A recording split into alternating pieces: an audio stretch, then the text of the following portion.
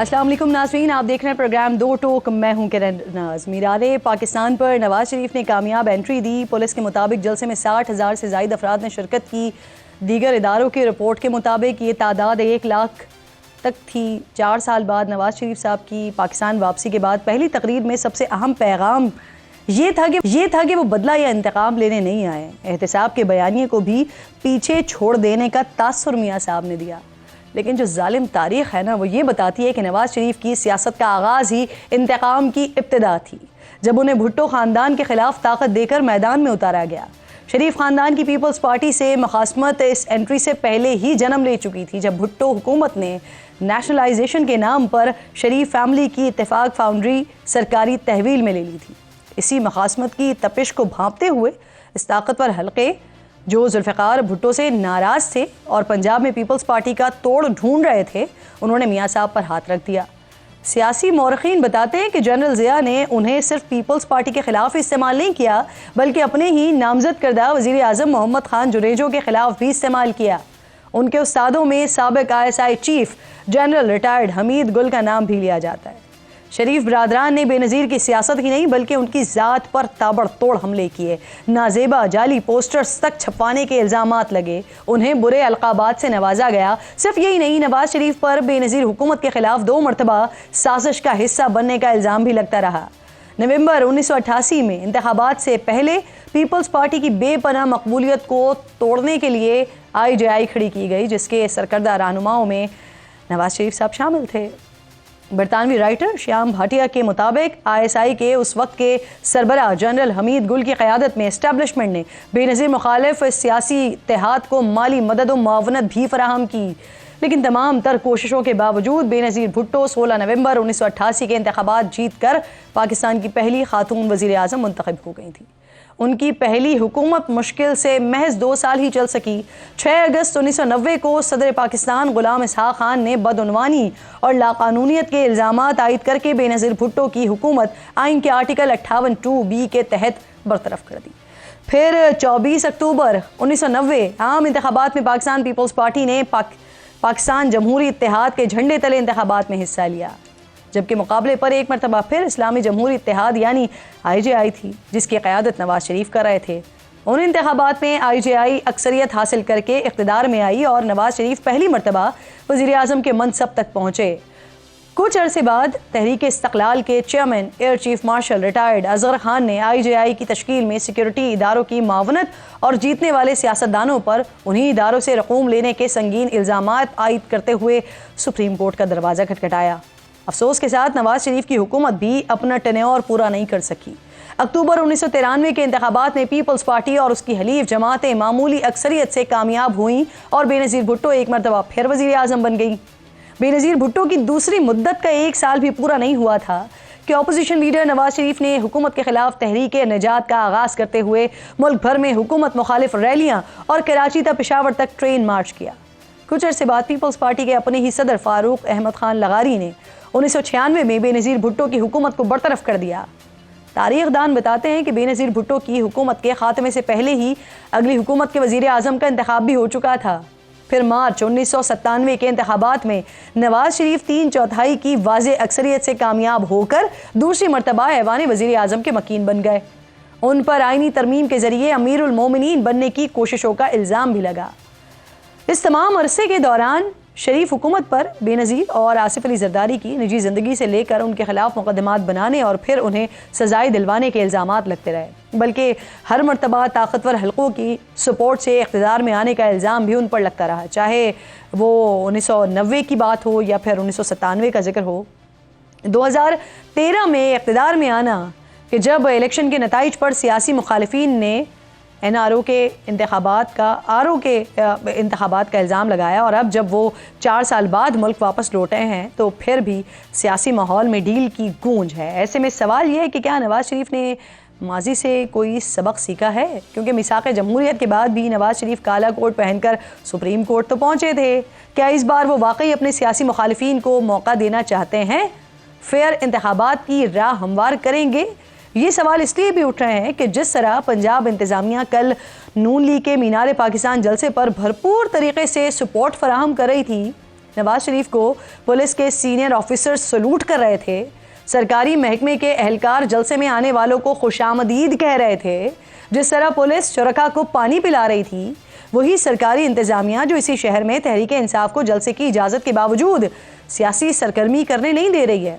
तहरीक इंसाफ के पोस्टर्स फाड़े जा रहे हैं, पीटीआई कारकुनान की मुसलसल गिरफ्तारियां हो रही हैं। एक ही शहर में एक सियासी जमात से सगे वाला सलूक और दूसरे से सोतेलों वाला सलूक, और उस पर नवाज शरीफ साहब का इत्मीनान। अगर वाकई मियाँ साहब बदला न लेने की सियासत को फ़रोग़ देना चाहते हैं तो पंजाब पुलिस और इंतज़ामिया के रवैये की क्या मजम्मत करेंगे? ये हम सवालात हैं जिसके साथ हम प्रोग्राम का आगाज़ करते हैं। मेरे मोअज़्ज़ज़ मेहमानों स्टूडियो में अतहर काज़मी साहब मेरे साथ मौजूद हैं, सीनियर एनालिस्ट हैं। अली गौहर बलोच साहब पाकिस्तान मुस्लिम लीग नून से मेरे साथ मौजूद हैं। आमिर इलियास राना साहब सीनियर एनालिस्ट हैं, प्रोग्राम में मुझे ज्वाइन करें, और इसके साथ साथ पीटीआई के स्पोक्स पर्सन मुजम्मिल असलम साहब भी प्रोग्राम में मुझे ज्वाइन करेंगे। आगाज़ करती हूँ, अतहर साहब आप स्टूडियो में मौजूद हैं, आप इसे ज़रा बात करते हैं। कल नो डाउट अच्छा शो PMLN ने किया है, मुख्तलिफ इदारों की जो रिपोर्ट्स आ रही हैं 60,000 भी कह रहे हैं, 1,05,000 तक की बात हो रही है।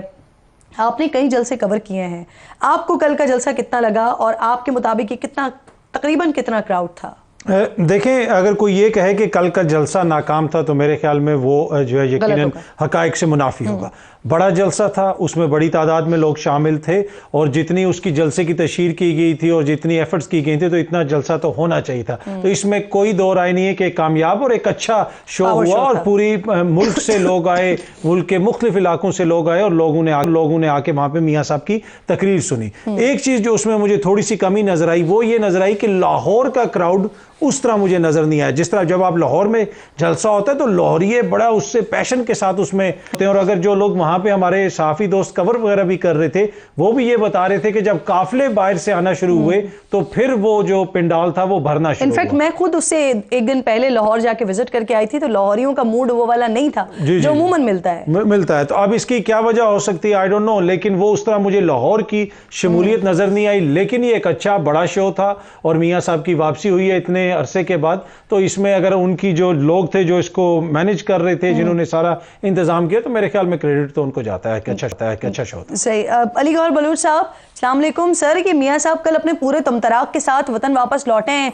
इस्लामाबाद एयरपोर्ट पर माशाल्लाह पूरा प्रोटोकॉल उनको मिला, फिर बायोमेट्रिक के पास वो क्या जाते, बायोमेट्रिक चलकर खुद उनके पास आ गया, पूरा अमला उनके पास आ गया। माशाल्लाह CCPO ने बाकायदा सलूट किया उनको, लंदन से हाई कमिश्नर ने उनको रुखसत किया। तो बलोच साहब ये सब कैसे हो गया? क्योंकि सिर्फ 4 दिन पहले तक जो मियाँ साहब की हैसियत थी वो मफरूर की थी, अदालतों को मतलूब थे सर, इस वक्त भी वो सज़ा याफ्ता ही हैं। बिस्मिल्लाहिर्रहमानिर्रहीम। देखें, एक तो कल का ज़ाहिर है जलसे का आपने ज़िक्र किया, इसमें कोई शक नहीं है, मैं भी उस जलसे में शामिल था। ये पाकिस्तान की तारीख़ का जो सबसे बड़े जलसे हैं उनमें से एक है, लेकिन हकीकत ये है कि मैंने तो इससे बड़ा जलसा पहले कभी नहीं देखा। PMLN के जलसों में भी ज़ाहिर है, हम अपनी पार्टी के जलसों में भी गए हैं, और ज़ाहिर है कि मतलब बड़े बड़े जलसे भी हुए हैं, लेकिन ये मियाँ साहब का मेरा ख़्याल है कि सबसे बड़ा जलसा लाहौर का यही था जो मैंने कल क्राउड देखा है। दूसरी बात यह है कि इस जलसे से पहले बहुत सारी ये बातें भी होती रहीं कि ये मतलब है कि ये लोगों को ज़बरदस्ती लाया जा रहा है, लोगों को पैसे देकर लाया जा रहा है, लोगों को अट्रैक्शन दी जा रही हैं। आप ख़ुद इधर माशाल्लाह प्रोग्राम के अंदर सीनियर सहाफ़ी बैठे हैं कि इतने बड़ी तादाद में लोगों को ज़बरदस्ती नहीं लाया जा सकता। हम खुद अपने अपने हलकों से लोग यकीन करें कि हम लोगों को ट्रांसपोर्ट प्रोवाइड नहीं कर सके, और लोगों में इतना जोश था, लोग इतने ज़्यादा आने के लिए तैयार थे, इससे कई गुना ज़्यादा लोग आने के लिए तैयार थे। लेकिन ज़ाहिर है कि हर बंदे के पास आने के लिए वसाइल नहीं होते, तो वो इसलिए नहीं आ सके कि उनको प्रॉपर ट्रांसपोर्ट जो है वो मुतलका हमारे जो ज़ाहिर कैंडिडेट्स हैं उनसे उतनी तादाद में अवेलेबल भी नहीं थी ज़ाहिर है, लेकिन जिनके पास अपनी सवारियाँ थी, गाड़ियाँ थी, ये जितनी भी आप बात कर रहे हैं ये इसमें कोई दो राय नहीं है, ये सारी बातें दुरुस्त हैं। इनफैक्ट कल से हम ये मुसलसल डिस्कस कर रहे हैं, इसमें कोई दो राय नहीं है। लेकिन मेरा बुनियादी सवाल ये है सर कि ये जो सरकारी प्रोटोकॉल मिला, जिस तरह से कल मियाँ साहब को वेलकम हुआ, ये कैसे मुमकिन हुआ सर? उससे 4 दिन पहले तक पुलिस को वो मतलूब थे और वो आज भी सज़ा याफ्ता ही हैं। तो ये एकदम आसमान ने रंग बदला, कैसे हुआ क्या? देखें किरण, बात ये है कि मेरा ख्याल है कि ये मुनासिब अल्फाज नहीं है, किसी से ये ढकी छुपी हुई बात नहीं है कि नवाज़ शरीफ साहब उस वक्त भी अदालतों के सामने आए थे जब झूठे मुकदमात में उनको सज़ाएँ सुनाई गई थी और वो उस वक्त लंदन में थे। उनकी अहलिया जो थी वो ज़ाहिर है ज़िंदगी और मौत की कशमकश में थी। पूरे पाकिस्तान ने देखा, उनका तमस्खर भी बीमारी का कुछ मस्खरों ने उड़ाया, कुछ सियासतदान भी थे, कुछ नाम नहाद तजियाकार भी उसमें शामिल थे। ये आपकी और पूरे पाकिस्तान की और पूरी दुनिया की आंखों ने वो देखा। लेकिन इसके बावजूद नवाज़ शरीफ साहब ने कानून के आगे सरेंडर किया। अगर नवाज़ शरीफ साहब पाकिस्तान से गए हैं तो इन्हीं अदालतों की इजाज़त के साथ गए और उस वक्त की हुकूमत की अदालत के मतलब उन्होंने उनको जाने की इजाज़त दी और वो एक कानूनी और आइनी तरीके के साथ गए। अगर नवाज़ शरीफ साहब वापस आए हैं और उन्होंने मेरी गुजारिश सुन लेना, अभी भी अगर वो वापस आए हैं तो हमारे वकला ने कानून और अदालतों का दरवाज़ा खटखटाया है। अदालतों ने मोहलत दी है, 24 तारीख को नवाज़ शरीफ साहब खुद अदालत के सामने पेश हो रहे हैं। जाहिर है अगर उनको अदालत इजाज़त ना देती तो फिर वो सीधा अदालत के सामने जाते हैं या जो भी वो कानून कहता है। मेरी नज़र से तो ऐसा अदालत का कोई ऑर्डर नहीं गुजरा सर, किसके कहने पर दी गई उनको? देखिए बात यह है कि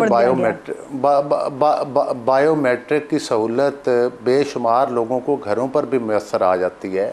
ये नादरा की एक स्कीम है जिसके तहत बायोमेट्रिक की सहूलत जो है, इवन जो आपकी रजिस्ट्रीज होती हैं, जो ज़मीनें ट्रांसफ़र होती हैं, जो लोग नहीं जा सकते दफातर के अंदर, उनको घरों पर बायोमेट्रिक किसी का हो जाना कोई इतनी बड़ी बात नहीं है। अदालती हुक्म भी सामने नहीं है कोई, 3 बार नादरा भी बड़ा वाज़े बता चुका है कि उनकी तरफ से ऐसी कोई सहूलत नहीं दी गई।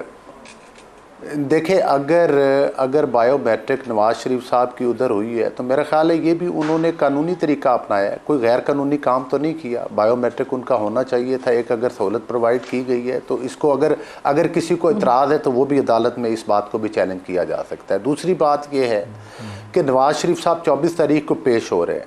मफरूर तो वो बंदा होता है जो या जेल तोड़ के जाए या किसी मुकदमे के अंदर उसने सरेंडर ना किया हो। नवाज़ शरीफ साहब तो इंग्लैंड से आए थे जब उन्होंने सरेंडर किया था, जो भी उनके ऊपर झूठे मुकदमात थे। तो मेरा ख्याल है कि उनके लिए मफरूर का लफ्ज़ इस्तेमाल करना, ना तो वो कोई जेल तोड़ कर गए थे, ना ही वो मतलब है कि कानून में मफरूर की ये डेफिनेशन नहीं है सर जो आप बता रहे हैं। मैं आती हूँ दोबारा आपके पास, आमिर इलियास राना साहब भी साथ मौजूद हैं, उनका भी कमेंट शामिल करती हूँ। आमिर साहब, कल तो इनफैक्ट आप साथ ही थे, दुबई साथ आपने सफ़र किया मियाँ साहब के, क्या तासुर मिला आपको? आपकी यकीनन बात हुई होगी, करीबी लोगों से भी बात हुई होगी कि अचानक से मियाँ साहब के लिए आसानियों के दरवाजे खुल गए हैं। जब किरण साहिबा, बहुत शुक्रिया, आज आपके प्रोग्राम में पहली दफ़ा मैं आया और कुछ फील ना कीजिएगा कि आपने जो इब्तदाइया किया मैं वहीं से शुरू करूंगा। और आपने तारीख जो शुरू की, मैं मुंतज़िर था कि वो हाल तक आके ख़त्म होती तो वो तज्ज़िया मैं आपका मुकम्मल सुनता। आपने मियाँ नवाज़ शरीफ का वहाँ तक बताया जहाँ तक ज़ाहिर है आपने बोलना चाहा। मिसाक जमहूरियत भी हुआ था और उसी मोहतरमा बेनज़ीर भुट्टो मरहूमा के साथ हुआ जिनके साथ उनकी लड़ाई थी। ये आपको और हमें पता है। ये नवाज़ शरीफ वज़ीर आज़म तब बने जब उस वक्त के DGISI जनरल हमीद गुल फेल हो गए कि मौलाना समीउल हक ने अपनी बारी की सदारत नवाज़ शरीफ को दे दी थी, वरना गुलाम मुस्तफ़ा जतोई ही घोड़ा था जिसको वज़ीर आज़म 90 में बनाना था। उन्होंने पॉलिटिकल स्किल इस्तेमाल की अपनी, और फिर आपको पता है लड़ाई हुई, सब कुछ हुआ। गुलाम इस्हाक़ खान उस वक्त के मोहरे थे और मरहूम के साथ किस तरह हुई और हुकूमत चली गई। नवाज़ शरीफ की लड़ाइयाँ हुई, बेशुमार हुई। आपको पता है, मैं लंबा नहीं करूँगा, 2014 में कंटेनर की हर रिपोर्ट इमरान खान को इंटेलिजेंस ब्यूरो ने दी थी और उन्होंने कहा यहाँ से कोई चीज़ बाहर नहीं जाएगी। जबकि उनके जो भी वो फ़ोन नंबर बदलते थे, गालियाँ, वीडियोस, प्राइम मिनिस्टर का नंबर 1 मिनट में वायरल हो जाता था ग्रुप्स में, और वहाँ से गलीज़ तरीन गालियाँ वो मैंने फ़ोन पे देखी हुई हैं, पढ़ी हुई हैं, सुनी हुई हैं। मैं इसलिए ये बात कर रहा हूँ, मैं किसी और की बात नहीं कर रहा। और उसी वक्त देखी, उन्होंने कहा कि ये भिजवा दें जी, ये नया नंबर आ गया ताकि इस पर भी गालियाँ आ जाए जो मुतलका लोग होते हैं। कि ये जो उन्होंने एक लफ्ज़ यूज़ किया था ना, पता है ना धरना किसने कराया था, ये उसका मैं आपको बता रहा हूँ कि किस तरीके से मैनेजमेंट हुई। उन्होंने फिर भी उससे पहले भी बनी गाला वो गए थे इमरान खान के पास मामलात को दुरुस्त करने की, लेकिन चूंकि एक प्लान था जिसको आज खान साहब कह रहे हैं लंदन प्लान था, वो लंदन प्लान जिसके सारे हकीकतें सामने आ चुकी हैं। अब आप जो कह रही हैं ना, अचानक सवाल पे आ गया मैं आपके, नवाज शाह शुरू हुई, नवाज शाह अब नहीं शुरू हुई, नवाज शाह तब हुई जब पेज को इमरान खान ने फाड़ा और फिर रगड़ा और फिर उसको गालियां दी, फिर उस रियासत को गाली दी, फिर उस रियासत पे हमला किया। उसके बाद उनके लिए कहीं हमदर्दी मौजूद नहीं है। हाँ, बायोमेट्रिक खान साहब और उनकी अहलिया की लाहौर में भी हुई, उनको सहूलत दी गई, उन्होंने इस्लामाबाद के लिए कराई।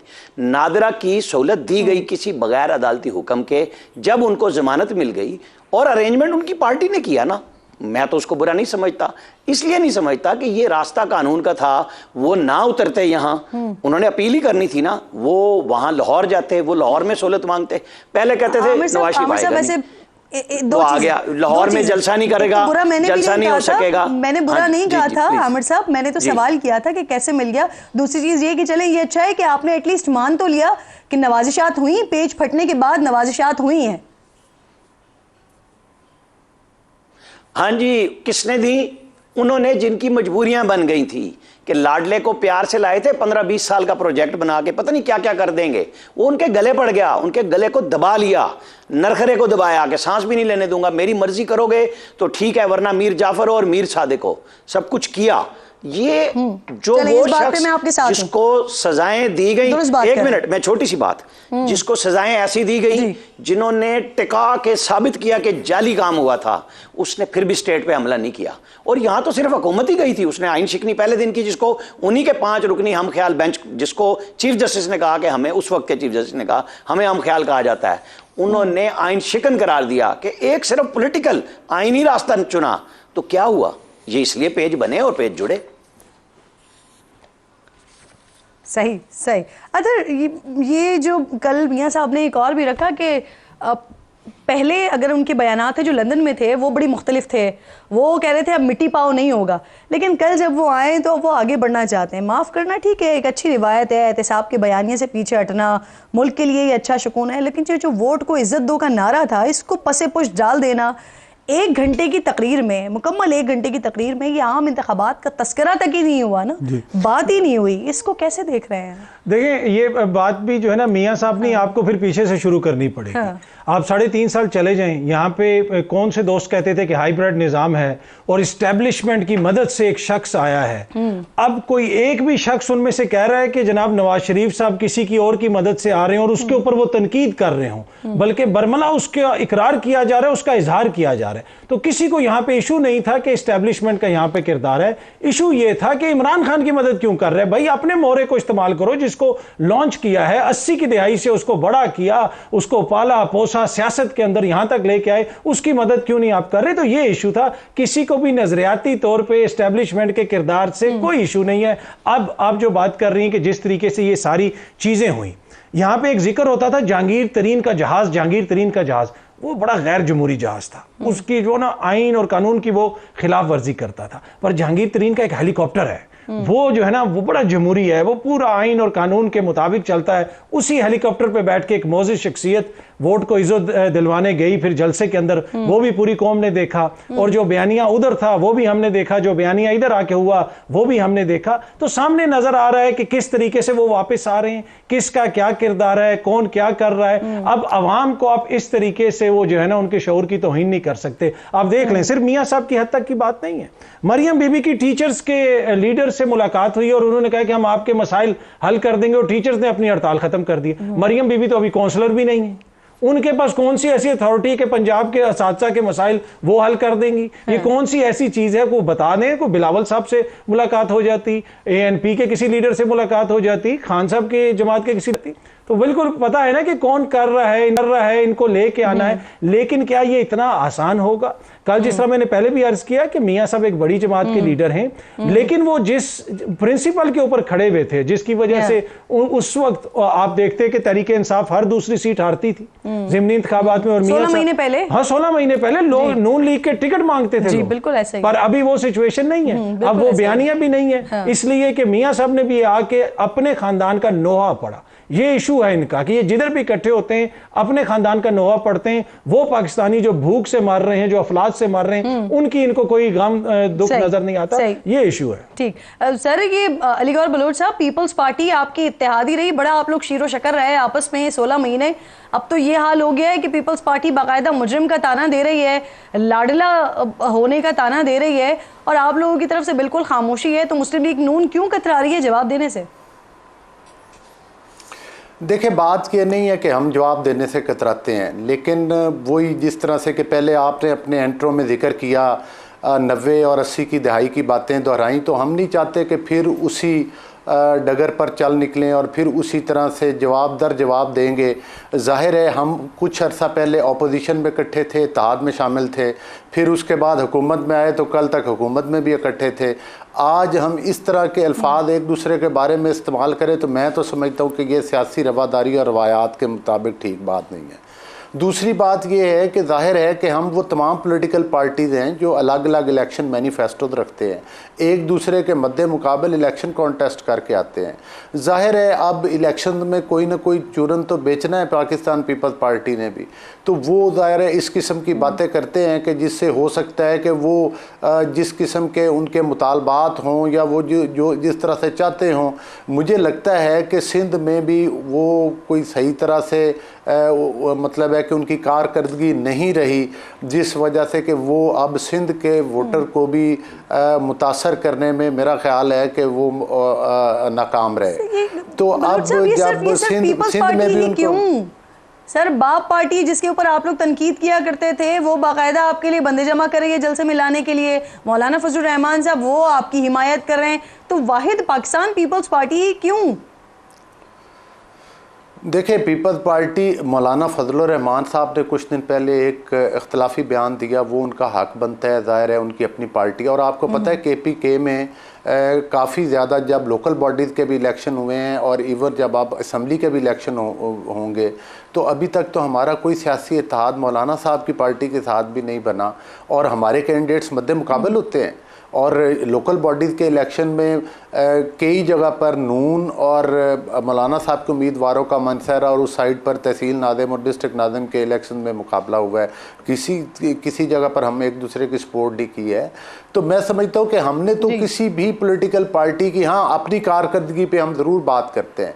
कोई अगर पीपल्स पार्टी इल्ज़ाम लगाएगी तो उसकी वजाहत और जवाब ज़रूर देंगे, लेकिन हम नहीं समझते कि अखलाकी रवायात से हट के जो है वो उस तरह के, इवन कल आपने देखा बाकी पीपल्स पार्टी और उसको तो छोड़ दें JUI को, मियाँ साहब ने तो कल चेयरमैन PTI का नाम तक नहीं लिया, उनकी पार्टी के ऊपर को ख़ास उन्होंने तनकीद तक नहीं की। हाँ, उन्होंने अपने दौर की बातें ज़रूर बताई हैं और बिल्कुल मियाँ साहब ने ऐसे ही किया है जैसे इमरान खान साहब ने अमेरिका और नहीं मैंने नाम लेना किया था ना, बिल्कुल कल मियाँ साहब ने वैसे ही किया है कि मैंने नाम नहीं लेना। एक छोटा सा ब्रेक ले रही हूँ, आप तीनों मेहमान मेरे साथ ही मौजूद हैं, ब्रेक लीजिए, वापस आते हैं।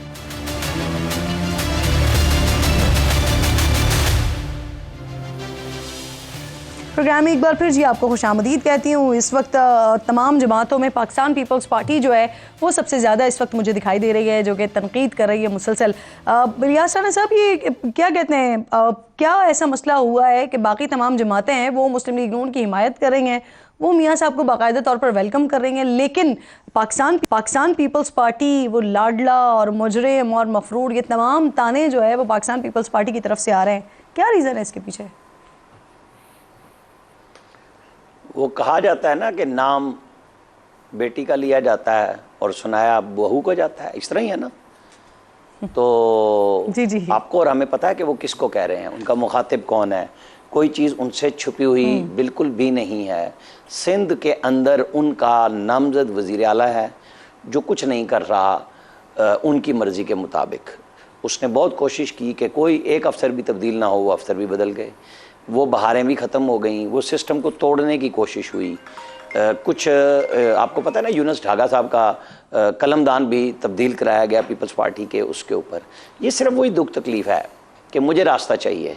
वो कहा जा रहा था ना नोहा पड़ा गया, मैं बिल्कुल पूछना चाहता हूँ कि वो नोहे मुझे दिखा दें जिन्होंने उस वक्त कहा था कि ये गलत हुआ है और वो आज भी गलत कह रहे हैं, सही कह रहे हैं। वो तो सारे मिले हुए थे साथ, उनके पास एक रटा हुआ सबक था, वो बोलते थे उस वक्त, वो एक लेसन था जो दिया जाता था और रटा रटाया पहाड़ा कई लोग आके मुख्तलिफ जगहों पे बोला करते थे, हर जगह पे लॉन्चिंग हुई थी बहुत सारे नए लोगों की उस वक्त। ऐसी बात नहीं है, ये चीज़ें पाकिस्तान के अंदर बिल्कुल नई नहीं है।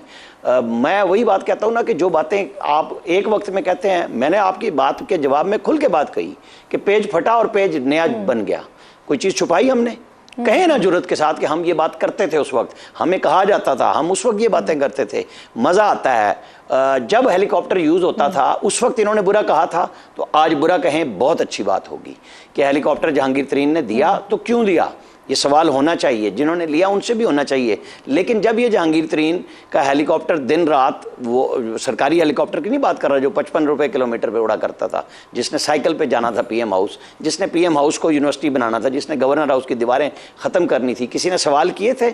उन दानिश्वरों ने, मोअज़्ज़िज़ दानिश्वरों ने आके कि जनाब आपने ये वादे किए थे कि 100 दिन में मैं जितनी स्टेट एंटरप्राइजेज हैं या चला दूंगा या बेच दूंगा, ख़त्म कर दूंगा। किसी एक चीज़ पे हाथ लगाया? उस वज़ीर ख़जाना को जिसको पहले से नामज़द किया था, कहा कि मेरी पहली गलती ये थी कि मैंने IMF के पास नहीं किया, क्योंकि उस वज़ीर ख़जाना की तो जरूरत नहीं हुई कि हुजूर आपने कहा था मैं खुदकुशी कर लूँगा, IMF के पास नहीं जाऊँगा। हमारा जो है ना वो छोटा सा है जहन, हम भूल जाते हैं हमारी हिस्ट्री कहाँ पे है। मतलब मुझे भी बहुत सारी चीज़ें भूल जाती हैं, हमें याद कराई जाती हैं, लेकिन बात सच्ची और सीधी होनी चाहिए। ये जो आप बात कर रहे हैं ना, ये इस पर कई बार उनकी अपनी हुकूमत में कई बार मैं खुद इस पे कई सवालात उठा चुकी हूँ, बार सवालात उठा चुकी हूँ। मैं आपसे वो पीपल्स पार्टी के हवाले से बात कर रही थी। ये मुझे ये बताइए, ये जो जिस वक्त ये PDM की हुकूमत थी उस वक्त एक आम तासुर था, इस्लामाबाद में मुख्तलिफ हल्कों में ये डिस्कस हो रहा होता था कि इस हुकूमत में सबसे ज़्यादा जो फ़ायदा उठाया है वो पाकिस्तान पीपल्स पार्टी ने उठाया, और नज़र भी आता था कि सारा का सारा जो बार है वो पाकिस्तान मुस्लिम लीग नून के ऊपर आ रहा था। पाकिस्तान पीपल्स पार्टी ने सबसे ज़्यादा फ़ायदा भी उठाया, उन्होंने अब आगे के लिए अपना रास्ता भी सीधा कर लिया। लेकिन जैसे ही PDM की हुकूमत ख़त्म होती है तो यहाँ पर वो पाकिस्तान पीपल्स पार्टी के लिए कुछ हर्डल्स दिखाई देती हैं और मुस्लिम लीग नून के लिए एकदम रास्ता साफ दिखाई देता है, और इसी वजह से पाकिस्तान पीपल्स पार्टी जो है वो सीखपा हो जाती है। तो ये जो बीच में टर्न आया, ये कहाँ आया है? ये बात मैंने तो आपको बड़ी खुल के बताई कि जब उनके मकासद सिंध में नहीं पूरे हो रहे, BAP उनको गिफ्ट हो रही थी, वो नहीं हुई, वो PMLN के साथ खड़ी है। आज ही उनके सेनेटर कौदा बाबर का बयान आया है कि हम PMLN के साथ चलना चाहते हैं। हालांकि वो BAP बनाई ही PMLN के खिलाफ गई थी, फिर वो पीपल्स पार्टी को जानी थी। फिर ये था कि साउथ पंजाब में जो पीपल्स PTI छोड़ेगी वो पीपल्स पार्टी को ज्वाइन करेगी, जो KP में होगा वो पार्लियामेंटेरियन में नहीं बदलेगा। तो ये मसला हो गया कि वो जो वज़ीर आज़म देख रहे थे उनको एक तो दुख है, और पॉलिटिकल पार्टी के तौर पर दुख होना भी चाहिए। अगर एक बाप ये चाहता है कि मेरा बेटा वज़ीर आज़म बने, हमारे यहाँ कुछ दोस्त फिर उसके ऊपर फ़ौरन बोलते हैं मौरूसियत है जी। वो आपको पता है ना कि सदर अलवी पे जब अदम एतमाद कराया तो इमरान खान साहब ने अपनी हमशीरा से कराया, किसी लीडर से नहीं कराया, किसी वकील तर्जुमान से नहीं कराया। तो जब ज़रूरत पड़ती है सारे अजीज़ो अकारिब सबके आ जाते हैं, यहाँ पे कोई मुख्तलिफ नहीं है। लिहाजा अगर आप एक को ये कहेंगे कि जी उसका तो डिज़ाइन ये था, इसका डिज़ाइन ये था, एक ने हिमालय की बुलंदी जितने अखलाक की बुलंदी के दावे किए थे और वो धड़ाम से गिरते हुए हमने देखे, वो बदले लेने की आग में हुकूमत से फारिग होने के बाद जलसों में बदलों की बात करते रहे। उन्होंने एक दिन सिर्फ बात की 4 अगस्त की रात को कि PDM और इस्टेब्लिशमेंट से चाहता हूं, क्योंकि 5 अगस्त को पता था कि सजा होने जा रही है। आपको याद है ना ये बात? उन्होंने कभी PDM का नाम नहीं लिया था, तो गाली सब, मतलब उन्होंने शऊर ये दिया कि किसी इख्तलाफ राय को गाली के बदले सिवाय गाली के कुछ नहीं देना। तो आज वही कुछ हम देख रहे हैं कि हाँ जी ये हो गया वो हो गया, क्योंकि कोई बहस तो होनी नहीं है। बहस तो इस बात पे होनी है कि क्यों कहा बुरा, क्यों सच बयान किया, बस ये बुरा लगता है लोगों को। पीपल्स पार्टी के मैंने आपको बता दी, उनका दुख है उनके रास्ते की रुकावट, और उनको अब समझ आ रही है। मैं आपको छोटी सी बात एक और मजे की बता दूं कि PDM जब बना था, जाहिर है वो बिलावल भुट्टो के इनिशिएटिव पे था, जरदारी साहब के इनिशिएटिव पे था, उसके पीछे डील थी, नवाज शरीफ का वोट था। उन्होंने कहा आपको पंजाब में हम टिकट्स वहां देंगे जहां आपके पोटेंशियल कैंडिडेट हैं और हम नून के कैंडिडेट नहीं करेंगे। ये डील हुई थी, हर तरह से क्लियरेंस ली गई थी, ठीक है।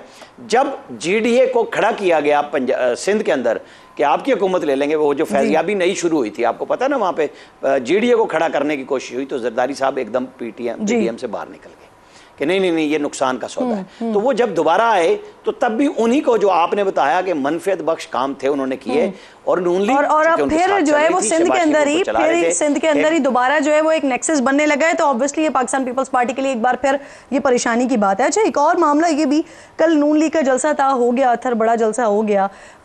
फिर आज भी पाकिस्तान तहरीक इंसाफ का जलसा था, लेकिन वहाँ पर बाकायदा छापे मारे जा रहे हैं, क्रैकडाउन हो रहा है। अभी कुछ दिनों पहले वज़ीर आज़म साहब से, निगरान वज़ीर आज़म साहब से मीटिंग थी, उनसे भी ये सवाल किया गया था, तो उन्होंने कहा नहीं जी, पाकिस्तान में तो तमाम सियासी जमातों को जलसे जुलूस करने की इजाज़त है, तो एक जमात को आप इजाज़त नहीं दे रहे हैं, उन पर क्रैकडाउन हो रहा है, बाकी जमातें जलसे भी कर रही हैं, कॉर्नर मीटिंग्स भी कर रही हैं। अगर इसी तरह से चलता रहा तो फिर इलेक्शन और उसके नताइज वो किस तरह से काबिल कबूल होंगे पब्लिक के लिए? देखिए, अब कौन सी जमात बेहतर है, कौन सी जमात बेहतर नहीं है, इसका फैसला तो जमहूरियत में जमहूर करता है ना। कन्वेंशन आज होना था, आपने देखा कि किस तरीके से उस कन्वेंशन को रोका गया, और गुज़िश्ता रोज़ CCPO साहब सलूट मार रहे हैं मियाँ साहब को। और मतलब ये कि आपको नज़र नहीं आ रहा कि हो रहा क्या है। क्या इस दौर के अंदर आप क्या नून लीग की क्रेडिबिलिटी को हमेशा के लिए दफन करना चाहते हैं? कि वो तो बिल्कुल तासुर इस तरह मिल रहा है कि जैसे कोई वो उनके साथ वो ट्रीटमेंट हो रही है जो आज तक पाकिस्तान की तारीख में जो है कभी ऐसा नहीं हुआ। जिस तरह आपने भी शुरू में जिक्र किया, वहाँ से सफ़ीर प्रोटोकॉल दे के भेजते हैं, यहाँ पे CCPO सलूट मारते हैं, बायोमेट्रिक का जो अमला जो है वो पहुंचा होता है जनाब एयरपोर्ट के ऊपर। फिर यहाँ पे ये भी जिक्र हुआ कि घर की रजिस्ट्री के लिए भी बायोमेट्रिक वाले जाते हैं। तो मेरे ख्याल में आप वजारत उज़्मा की एक रजिस्ट्री करवाएं और उसकी बायोमेट्रिक करके नून लीग के हवाले कर दें कि भाई वजारत उज़्मा तो आयात आपके पास है। ऐसे तो नहीं होगा ना। देखें, सियासी जमातें हैं, सारी सियासी जमातों को आप मैदान में लड़ने दें। हाँ, अगर कोई शख्स जिसने आइन और कानून के खिलाफ कोई काम किया है उसको जरूर आइन और कानून के मुताबिक आप डील करें। लेकिन मैं एक छोटी सी बात पीपल्स पार्टी के हवाले से भी करना चाहूंगा। देखें, सारी वजारतें इन्होंने एंजॉय की, और ये आप कहते हैं कि जी लंदन से फैसले नहीं हो सकते। जिस वक्त उस वक्त काबीना लंदन जाती थी और लंदन में हर चीज की मुशावरत होती थी, तब तो बिलावल साहब ने कोई एतराज नहीं किया, और उसको कहते थे कि शहबाज शरीफ मेरा ज्यादा वजीर आजम है, पीपल्स पार्टी का ज्यादा वजीर आजम है। अब आपको शहबाज शरीफ साहब रिमेंबर ये निगरान वजीर आजम के लिए अपने मशरूत कर दिया था वजीर आजम के फैसले से, और फिर वो लंदन गए थे। हाँ जी, कि जो शहबाज शरीफ साहब करेंगे वो, तो अचानक ऐसा क्या हो गया? तो जिम्मेदारी तो आपको मिलकर लेनी पड़ेगी जिसने हुकूमत बनाई थी। तो अकेली नून लीग के ऊपर जिम्मेदारी डालना, इशू वही है कि उनको पता है कि अब हमारे से वो हमारे हिस्से में कुछ नहीं आने, हमारे हिस्से में कुछ नहीं आने, तो वो उनको अंदाजा हो रहा है इस चीज का। अच्छा, अलीगौर बलोच साहब, आज शेख रशीद साहब कह रहे हैं कि जो 9 मई के मुजरिमान हैं उनको आम माफी दिलवाने के लिए वो मुहिम चलाएंगे। ये शेख रशीद साहब ऐसे स्टेटमेंट्स दे रहे हैं, बात कर रहे हैं। तो वो जहाँ पर भी कहीं थे, चिल्ला विल्ला काट रहे थे, तो वहाँ पर उनको कौन से ऐसे ग्रीन सिग्नल्स मिले हैं कि जिसकी बुनियाद पर वो इस तरह के स्टेटमेंट्स दे रहे हैं, इस तरह की बातें कर रहे हैं? और सबसे इंपॉर्टेंट ये कि अगर वो इस तरह की कोई मुहिम चलाएंगे तो क्या PMLN सपोर्ट करेगी उनको? देखिए, बात यह है कि शेख रशीद साहब का तो खैर अपना पॉइंट ऑफ व्यू है। ज़ाहिर है कि वो 9 मई के वाक़यात का अगर एनालिसिस किया जाए तो शेख साहब ख़ुद भी उसमें बरी ज़िम्मा नहीं होते। हमेशा आग लगा दो, जला दो, खून की नदियाँ बहा दो। आपको याद है कि जब मतलब आखिरी वो वजारत उज़्मा के अयाम थे और जिस किस्म के जलसे होते थे और जिस तरह की ज़ुबान शेख रशीद साहब इस्तेमाल किया करते थे, वो उनको याद होनी चाहिए। दूसरी बात ये है कि आप अभी ये जिक्र हो रहा था कि जनाब हर पार्टी के साथ और जलसे, इंतहाई मादरत के साथ ठीक है, मतलब कोई एक दफ़ा नहीं, कई दफ़ा नवाज़ शरीफ साहब ने जब भी जमहूरियत के ऊपर शब खून मारा गया, उन्होंने रजिस्ट किया, उन्होंने कैदोबंद की सोबतें बर्दाश्त की, उनकी पार्टी के साथ कई खिलवाड़ हुए, पार्टी को तोड़ा जाता रहा, लोगों की वफादारियाँ तब्दील होती रहीं, वोट को इज्जत दो के बयानियाँ भी नवाज़ शरीफ साहब ने दिया, लेकिन आज तक पाकिस्तान के ऊपर हमला आवर नहीं हुए। अगर आपने पाकिस्तान में इस तरह से पाकिस्तान को में किसी को आपने जलाओ घराओ की इजाज़त देनी है, तो मादरत के साथ मैं तो उसको पॉलिटिकल पार्टी नहीं समझता। मैं तो आपके प्रोग्राम की वसातत से बिल्कुल क्लियर मेरा मौक़िफ़ है और मैं इस पे दे रहा हूँ कि इस तरह तो फिर आप तालिबान को भी सियासत करने की इधर इजाज़त दे दे पाकिस्तान को, और इस तरह की तो बाकी ये तो देखे ना, जब शोदा के मुजस्मों को आपने तोड़ा है, जब आपने फौजी तंसीबात के ऊपर हमले किए हैं, जब आपने मुल्क को जलाया है, रेफरेंस भेजते हैं आप सुप्रीम कोर्ट को। देखे बात वो प्रोसीजर भी चल रहा है, वो प्रोसीजर वो प्रोसीजर भी चल रहा है, वो प्रोसीजर चल रहा है, लेकिन यहाँ पर मादरत के साथ सियासी ये सारा कुछ हमारे साथ भी होता रहा ना। हमने कब मुल्क में आग लगाई, हमने कब मुल्क को जलाया, हम कब मुल्क पर हमला। लाडलाइज्म तो ये था, पीटीवी के ऊपर हमला जब हुआ वो भी लाडले से करवाया गया। सुप्रीम कोर्ट के इर्द गिर्द कब्रें खोदी जाती रही। प्रोसीजर है वो कहाँ चल रहा है अली गौहर बलोच साहब? देखिए बात यह है कि इनके जो इलेक्शन कमीशन ऑफ पाकिस्तान का काम है, उनके सामने जिस तरह से इन्होंने इलेक्शन कमीशन ऑफ पाकिस्तान को अपने उस वक्त में वज़रा को लाइन में खड़े करके उनको गालियां दिलवाते थे इलेक्शन कमीशन को, ये इलेक्शन कमीशन में वो जो फैसला हुआ है, आप उसके अंदर खुद है फॉरेन फंडिंग केस में मैंने आपका पूछा ना, इलेक्शन कमीशन का काम छोड़े, बाकी सबका काम छोड़े, मैंने आपसे आपका पूछा, आपकी हुकूमत थी, आप उस पर एक्शन लेते, आप सुप्रीम कोर्ट में रेफरेंस लेके जाते, आपने कहा उस पर काम चल रहा है, तो मैं उस पर पूछ रही हूँ क्या प्रोसीजर चल रहा है उस पर? देखिए अब निगरान हुकूमत है, हम अगर हम यकतरफा तौर पे करते तो होता कि शायद यानी आपने अपनी हुकूमत में तो कुछ नहीं किया ना? अपने मेरिट यही बनता है कि किसी ऐसी पार्टी को जो पाकिस्तान के ऊपर हमला आवर हो, उसको किसी तौर पर भी जमहूरी पार्टी नहीं कहा जा सकता, उसको किसी तौर के ऊपर भी मैं नहीं समझता कि उसको किसी किस्म का ये हक हासिल है। वो PMLN हो, वो पीपल्स पार्टी हो, वो तरीके इंसाफ हो, कोई पॉलिटिकल पार्टी हो जो इस हद तक जाएगी वो पाकिस्तान में सियासत करने का हक नहीं। आप ये फरमाइए, जो शेख रशीद साहब ये जो बात कर रहे हैं, मुहिम चलाने की बात कर रहे हैं, तो ये मुहिम क्या बगैर किसी ग्रीन सिग्नल के, बगैर किसी इशारे के बासानी चलाई जा सकती है? ये शेख साहब ये जाती तौर पर ये बात कर रहे हैं? देखें शेख साहब, हमारा बड़ा अच्छा ताल्लुक कोई 12 साल बाद कायम हुआ, कुछ अर्सा पहले। बीच में पर्सनली हम ठीक नहीं थे, प्रोफेशनली बिल्कुल ठीक बात है, लेकिन उनके ऊपर ना मैं डिस्कस करना नहीं चाहता।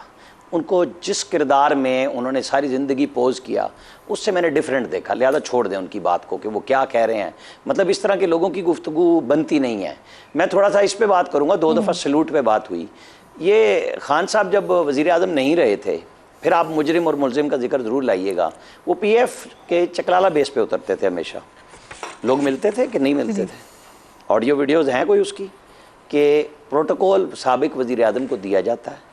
उनकी सज़ा जज़ा इस्लामाबाद हाई कोर्ट ने तय की थी, आगे भी तय होगी, ज़मानत इस्लामाबाद हाई कोर्ट ने दी। उनको जो लोग जाके मिलते हैं, साथ उनके अभी फारिग होने वाले वज़ीर आज़म मौजूद थे। ये कुछ रिवायतें अगर ख़त्म की गई थी कुछ लोगों ने, कुछ लोगों के लिए, तो मेरा ख्याल है उसको वापस लाना चाहिए। रवादारी के इस मुजाहिरे को कि हम फोर्सेस को, ऑफिसर्स को इस तरह करके गंदा करना शुरू कर दें। शेख रशीद साहब पर बात नहीं करना चाहते, लेकिन क्योंकि जी मैंने इस पे कमेंट लेना है। सर ये लगता है आपको कि बगैर किसी ग्रीन सिग्नल के ज़ाती तौर पर ये बात कर दी है शेख साहब ने आम माफ़ी दिलवाने की? देखिए टू बी ऑनेस्ट मेरे पास कोई ऐसी इन्फॉर्मेशन नहीं है कि उन शेख साहब, तो आपको पता है वो मुख्तलिफ किस्म के बयान देते रहते हैं कि आज हुकूमत खत्म हो जाएगी, कल ये हो जाएगा। 5 साल भी हमारे, अगले 5 साल भी, उससे अगले 5 साल भी हमारे हैं, तो वो मैं नहीं, उस पर मैं नहीं जाना चाहता। लेकिन जो उन्होंने बात की है वो उसका जो कंटेंट है वो इम्पोर्टेंट है कि अब इस मुल्क को, जो मियाँ साहब ने भी कल एक तरह से पैगाम दिया कि जनाब मैं किसी से बदला नहीं लूंगा, तो मियाँ साहब का पैगाम और शेख रशीद साहब का पैगाम मुझे एक जैसा लग रहा है for some reason. Sheikh Rashid साहब भी कहते हैं सब चीज़ों को छोड़ो, माफ़ी तलाफ़ी करो और आगे चलो और मुल्क के बारे में सोचो, और मियाँ साहब ने भी बात की। अब शेख साहब का और मियाँ साहब का आपस में कोई मशवरा हुआ है ये मुझे नहीं पता। सही। अच्छा अली गौहर बलोच साहब, ये सुप्रीम कोर्ट में फ़ौजी अदालतों के मामले पर सर बड़ी अहम समाअत होने जा रही है। सिविल सोसाइटी और सियासी जमातें फ़ौजी अदालतों की मुखालफत कर रही हैं, लेकिन आज मिलिट्री कोर्ट्स में अंडर ट्रायल 9 मुल्जिमान ने न सिर्फ फरीक बनने की दरख्वास्त दी है, बल्कि ये भी कहा है कि अदालत उनके मुकदमात उन्हीं अदालतों में चलने दे। कैसे देख रहे हैं सर आप? देखिए बात यह है कि हमने तो जो 9 मई के वाक़यात देखे हैं अपनी पाकिस्तान की सियासी तारीख़ में और पाकिस्तान की सारी तारीख़ में, ये पहले दफ़ा देखा है। मतलब है कि इन आँखों के साथ ना कभी सुना है, ना कभी इस किस्म के वाक़यात देखे थे। तो जाहिर है कि अगर फ़ौजी अदालतों में केस चलते हैं, बाकी फ़ैसला सुप्रीम कोर्ट ऑफ पाकिस्तान ने करना है, जिस तरह से आप बता रही कि उधर अपील वगैरह या वो लोगों ने किया है अप्लाई, तो इसकी भी अपील, जो अपील का हक़ है वो हाई कोर्ट को है और उसके बाद सुप्रीम कोर्ट को है। तो मेरा ख्याल है कि इस प्रोसीजर पर भी अगर उधर भी होता है तो जाहिर है ये कोई छोटा जुर्म तो नहीं था जो कुछ किया गया है, और उसमें मुलव्वस अफराद को बिल्कुल छानना लगा के जिसको बोलते हैं 100 और कितने लोग हैं, जिस तरह कहा जाता है को पूरी पीटीआई या को पूरी तहरीके इंसाफ के ऊपर तो वो के मतलब है कि नहीं है कि हर बंदे के ऊपर वो केस चल रहा है, और उसको बड़े इदारों ने उसकी इन्वेस्टिगेशन की है, और उसके बाद अगर ट्रायल होता भी है तो अगली अपील हाई कोर्ट में, उसके बाद सुप्रीम कोर्ट में है। मेरा ख्याल है कि इससे कोई हक तलफी नहीं होती, बाकी सुप्रीम कोर्ट के अंदर है, वो अगर हदायत दे देंगे तो पता चल बिल्कुल ठीक। सर मुझे क्लोज करना है, मुझे आमिर साहब कमेंट कीजिएगा प्लीज सर इस इशू पर। बिल्कुल, देखें सुप्रीम कोर्ट का 5 रुकनी बेंच बैठ रहा है और फैसला करेगा। आपको और हमें पता है कि उसके ऊपर चाहे फिर अपील हो जाए दोबारा फैसला आएगा और फिर बड़ा बेंच बनेगा, और हर 2 सूरतों में बनेगा। वो जिसके भी फ्रीक के हक में आएगा दूसरे फ्रीक ने नया बेंच बनवाना है जो 30 दिन में बनेगा, 14 दिन में ट्रायल करेगा। आपको और हमें देखना है।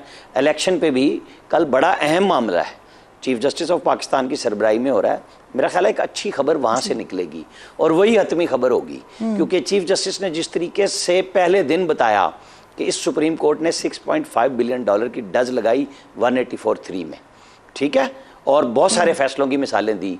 उन्होंने आइन के दिबाचे का जिक्र किया कि अल्लाह के बाद मुंतखब नुमाइंदों को काम करना होता है, ठीक है। तो ये बातें चीफ जस्टिस को ही अब बतानी है ना कि वो लोगों के नुमाइंदगी को कितना डिले और कैसे होगा। एक चीज़ नवाज शरीफ ने बिल्कुल खुल के कह दी थी, अपने भाई की हुकूमत का फैसला जिसमें पीपल्स पार्टी और मौलाना साहब शामिल थे, तो 4 महीने इलेक्शन डिले होंगे और इलेक्शन कमीशन देगा डेट, हमें इंतजार करना होगा।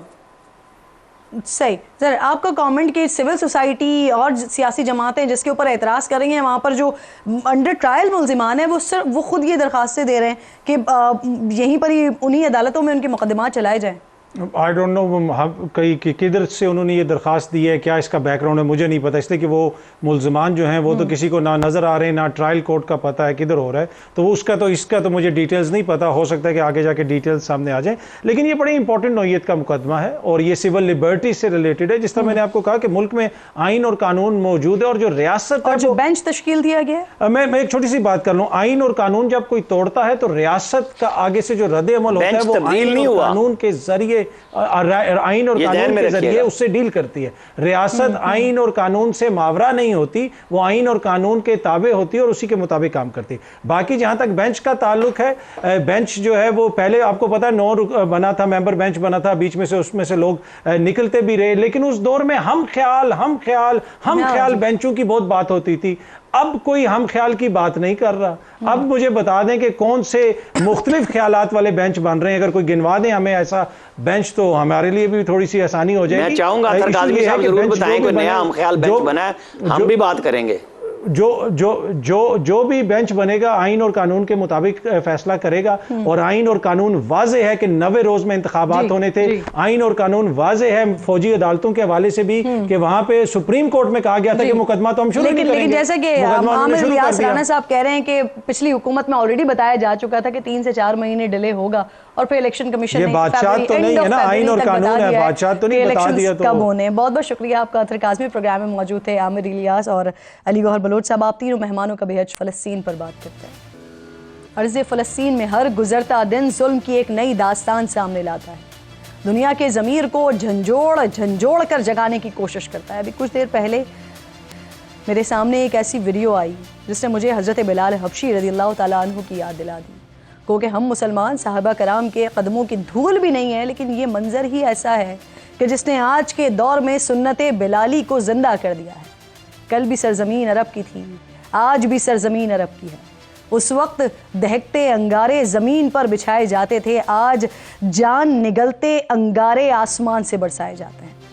उस वक्त जूतों की नोक पर कलमा हक़ कहने से रोका जाता था, आज बंदूक की नोक पर कलमा हक़ कहने से बाज रखने की कोशिश की जाती है।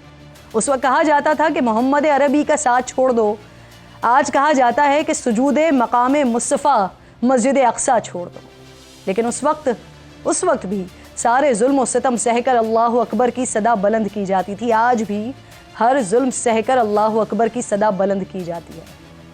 7 अक्टूबर से शुरू होने वाली जंग ने गज़ा का नक्शा ही बिगाड़ दिया है। कोई दिन या रात ऐसी नहीं गुजरती जब इजरायली तैयारे फ़ज़ा से आग ना बरसाते हैं। ऐसा कोई इलाका नहीं है जहाँ कोई इमारत मलबे का ढेर ना बनती हो। ऐसी कोई गली नहीं है जहाँ से जनाजा ना उठता हो। ऐसी कोई मस्जिद नहीं है जहाँ से आज़ान के साथ जनाजे का ऐलान ना होता हो। ऐसी कोई नमाज नहीं है कि जिसके बाद नमाज जनाजा अदा ना की जाती हो। वज़ारत सेहत के मुताबिक अब तक 4,600 से ज़ायद फ़लस्तीनी शहीद हो चुके हैं, 14,000 से ज़ायद ज़ख्मी हैं। सिर्फ गुज़िश्ता 24 घंटे में 266 फ़लस्तीनी शहीद हुए हैं, जिसमें 117 बच्चे शामिल हैं। यूनिसेफ के मुताबिक गज़ा के मुख्तलिफ अस्पतालों में 130 नौमौलूद ऐसे हैं जो इनक्यूबेटर्स में हैं, और अगर अस्पतालों को ईंधन न मिला तो उनकी ज़िंदगी को भी ख़तरात हैं।